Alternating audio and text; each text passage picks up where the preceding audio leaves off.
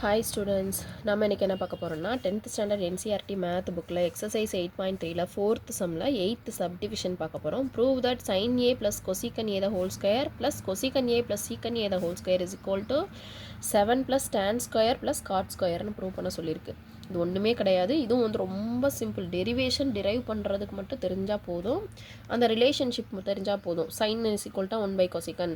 cosecantனா என்னது 1 by sin. இந்த மாதிரி ரிலேஷன்ஷிப்ஸ் தெரிந்தாலே போதும் உங்களுக்கு ஈஸியாக இருக்கும். ஃபஸ்ட்டு லெஃப்ட் ஹேண்ட் சைடு என்ன கொடுத்துருக்குன்னு ஸ்டார்ட் பண்ணுவோமா.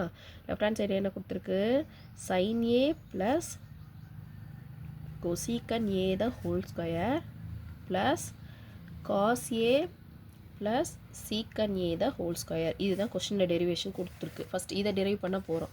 இதை வந்து என்ன ஃபார்முலா எழுத போகிறோம்னா A plus B the whole square is equal to A square plus 2AB plus B square. இந்த ஃபார்முலாவில் ஃபஸ்ட்டு இதை ஏபின்னு வச்சு கன்சிடர் பண்ணி ஒரு செட் எழுத போகிறோம். அடுத்து இதை பிஏபின்னு வச்சு இன்னொரு செட் எழுத போகிறோம். ஃபஸ்ட் இதை எழுதுவோமா. இது A plus B the whole ஸ்கொயருக்கு என்ன எழுத போகிறோம் ஏ ஸ்கொயர்.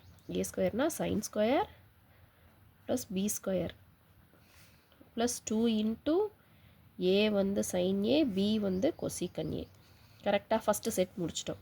இதே மாதிரி இதில் ஏ பி வச்சு எழுத போகிறோம். ஏ ஸ்கொயருக்கு பதிலாக என்ன எழுத போகிறோம் cos square A plus secant square A plus 2 cos A secant A. இப்போ என்ன எழுத போகிறோம்னா இருக்கட்டும்.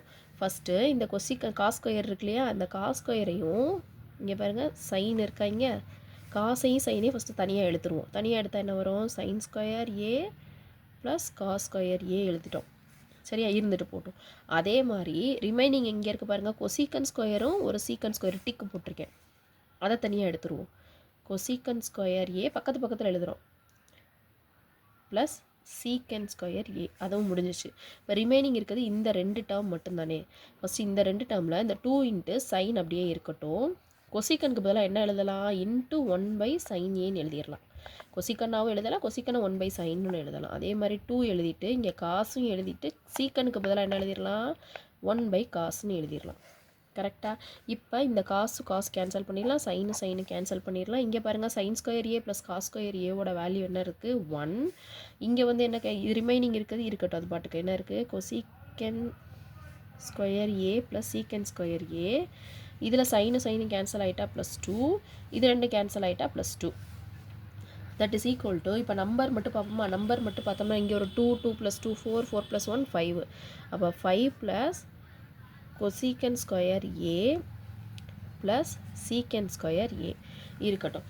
இப்போ என்ன எழுத போகிறோம்னா கொசிகன் ஸ்கொயருக்கு பதிலாக என்ன எழுதுனா 5 ப்ளஸ் கொசிகன் ஸ்கொயருக்கு எப்படி எழுதலாம் 1 ப்ளஸ் காட் ஸ்கொயர் ஏன்னு எழுதலாம். ஓகேவா.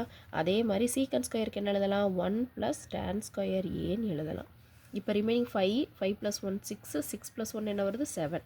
அப்போ 7 plus tan square A plus God square ஏ வந்துருச்சு ஆன்சர். லெஃப்ட் ஹேண்ட் சைடு எடுத்தோம், இங்கே வந்து இது வந்து லெஃப்ட் ஹேண்ட் சைடு, இது வந்து ரைட் ஹேண்ட் சைடு வந்துருச்சு.